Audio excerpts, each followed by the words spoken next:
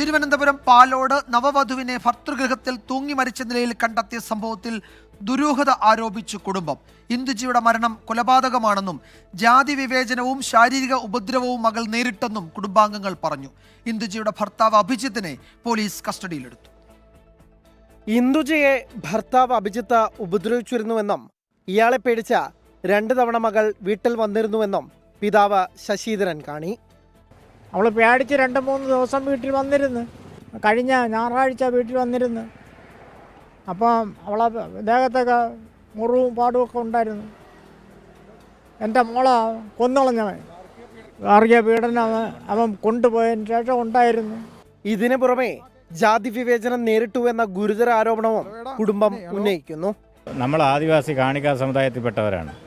അവരെ വീട്ടിലോട്ട് നമ്മൾ താഴ്ന്ന ജാതിക്കാരെന്നും പറഞ്ഞുകൊണ്ട് അവരെ വീട്ടിൽ ചെല്ലാൻ പാടില്ലെന്നും പറഞ്ഞുകൊണ്ട് ഈ യവനും അവൻ്റെ അമ്മയും കൂടെ വിളിച്ചു പറഞ്ഞ് ആദിവാസിയിലുള്ള ഒരുത്തന്മാരും നല്ല ഭാഷയിലാണ് പറഞ്ഞത്.